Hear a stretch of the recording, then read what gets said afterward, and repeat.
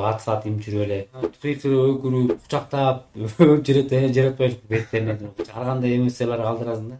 Аркасынан аңды отуруп Айсары деген ат менен Кусай Курматтан алып улакчылар мындай келесөө чалышып жана жерде ызы чуу болуп жүргөн моментте билген жокпуз. Анан кийин интернеттерден көрүп акыркы таймдарға калганда мисалы алдым жаным деп кыйкырып жибересиң да балдаргачы ал депчи сынып аткан учурда болду улак чаппайм дейсиң үйдө ятканда жакшы болуп калгандан эле болду анан кийин унутуп койсуң деличи кете бересиң улак.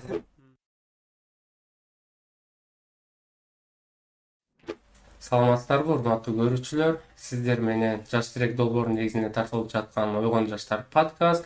Бул подкаст өнүгүүгө, өсүүгө жана билимге багытталган.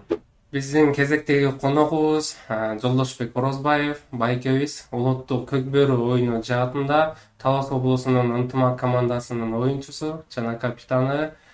Жолдошбек мырза, биздин студияга кош келдиңиз. Жакшы, рахмат. Кандайсыңар, өзүңөрдүн согуш термин жакшыбы? Эң мыкты, жакшы, кубанычтабыз келип бергениңиз үчүн. Маегибиз башындагы деле эң биринчи суроолор болсун. Бул ошол көк бөрү жаатында кантип келип калгансыз, кызыгуу эмнеден улам пайда болгон?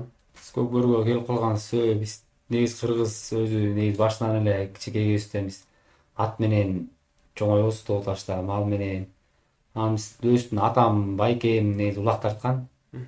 Ошо байкемди атамдарды көрүп жүрүп тоодо ат саат им жүрүп эле ошо улакка кызыгуум артып, анан Кудай буйрса ушундай деңгээлге жетип атабыз улак менен. Сиз өзүңүз жаш кезиңизде мындай ушундай бир көрүнүктүү улакчы болом деген ойлоруңуз бар беле ошол убакта эле? Ооба, мен негизи кичинекей кезимден эле улакка абдан кызыкчумун. Менин өзүмдүн байкем бар. Менен азыр деле улак чаап жүрөт. Ошол байкем экөөбүз, мен кичинекей кезимде эле байкем сени улакчы кылам деп эле атыбызды алып улак тарттырып, кабылак деп коет ошондой тартып. Анан негизи мен өзүм 8 класс, 7 класс кезимде эле мектептен деле айтып берчүмүн эже эле деди. Мен Кудай буйрса кийин улакчы болом деп элечи. Как раз мен окуп жүргөндө ушу ынтымак 2004-2003 ынтымак деген команда Таластан жаңы кура алып, Кудай буйрса келечекте ынтымакка чабам деген үмүтүм бар деп эле.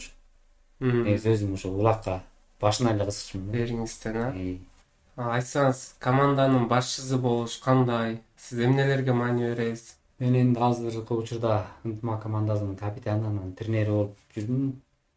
Команданын башчысы болуш өтө эле кыйын, бирок 12 бала менен кабарлашып, баарлашып, аттарды тандап, накыркы кылып, анан ар бир баланын өзү менен сүйлөшүп, кандай бала кандай атка отурат, ошолорду эме кылып, анан капитан болуп жүргөн моменттерде сулчалар болот, жана жерде спорный моменттерде чечишке туура келип калат.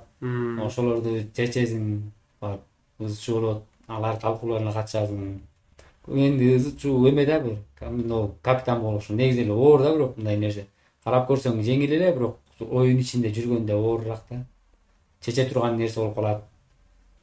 Энди өзүбүздүн тандап алган спорт болгондон кийин кандай болбосун ошо баш айтыбыз менен киребиз да. Кудай буйрса өзүмө жаккан спорт негизи.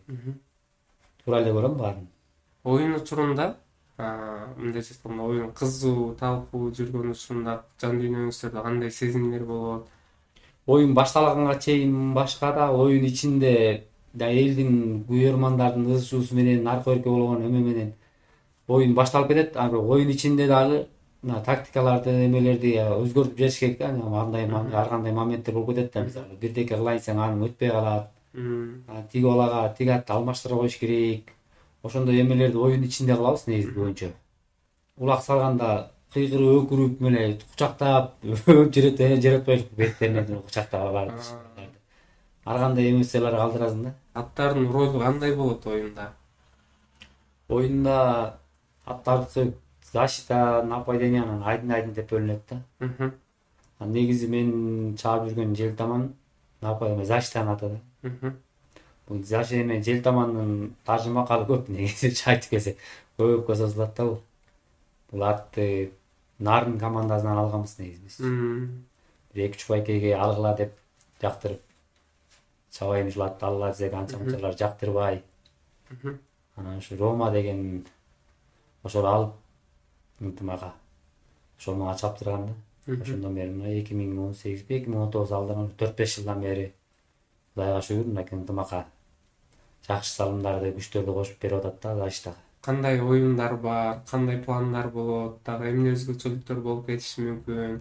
Эми азыркы учурда биз Кудай буйрса могу Талас облазы жалаң район болуп айыл өкмөттөр болуп атат бизде.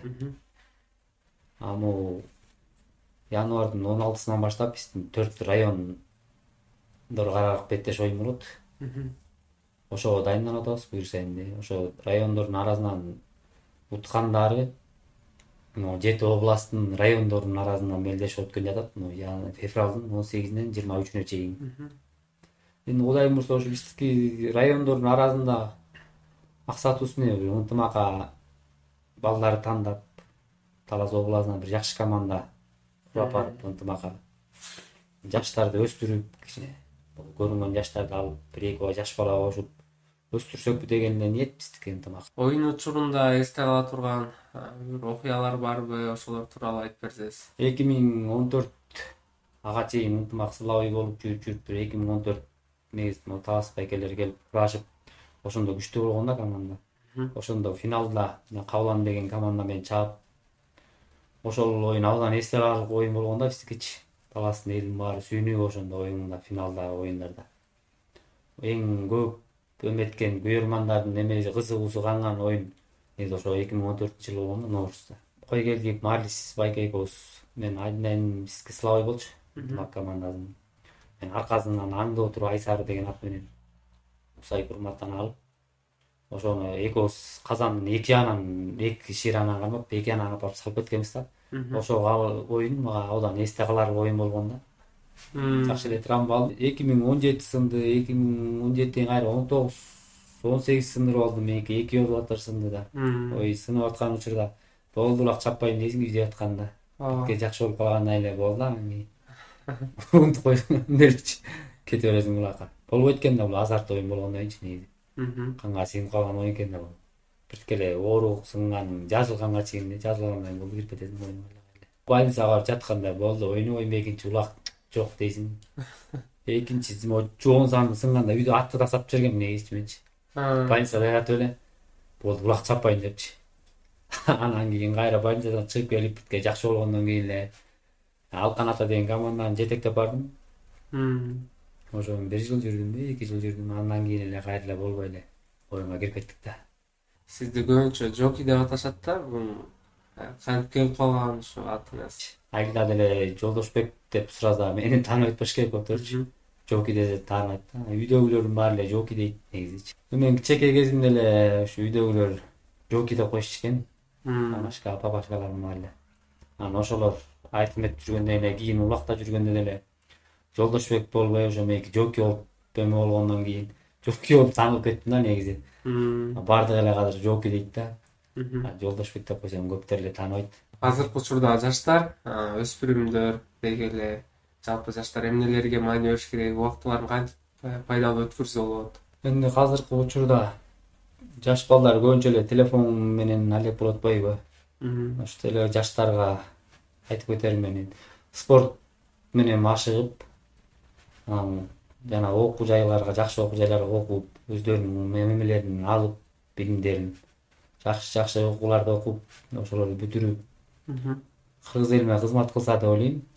Телефон деген нерселер көбүнчө чыдап. Азыр телефон көбүнчө эле жаш балдардын баары эле көчөдө каерде отурбасын, телефон менен кармашып эле. Көбүнчө телефон болуп кетти да азыр. Ошо жаштарды спортко чакырат элем да көбүнчө. Маегибиз да соңуна келип жетти. Сизге чоң рахмат. Келечегиңизге дагы көп ийгиликтерди каалайбыз. Буйрубузда бир гана утуштар болсун алдыда.